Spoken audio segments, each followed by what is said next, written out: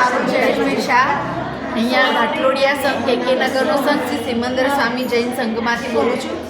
આજે અમારા સંઘમાં યામિનીબેન અહીં પધાર્યા હતા અને એમણે અમને ઘણી બધી એકદમ જ્ઞાન અમને મળે એવી વાતો એમણે સુંદર કરી.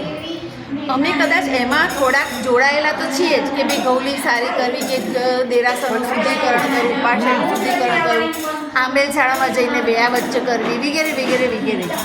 અમારો સંઘ ભલે નાનો છે પણ બધા અમે સંપીને આ બધા કાર્યો કરીએ જ છીએ. હવે યામિનીબેને આવીને અમને જે આ સુંદર વાત કરી તો અમારું બધાનું હવે થોડુંક વધારે મજબૂત બન્યું આ કાર્ય કે ના હવે જે ભાવથી તો કરતા જ હતા પણ કદાચ એમના આવ્યાથી એમનું આ ચાર બોલ અમને શીખવવાથી અમારામાં થોડુંક હવે બળ વધ્યું છે અને આનંદ પણ એટલો વધ્યો છે.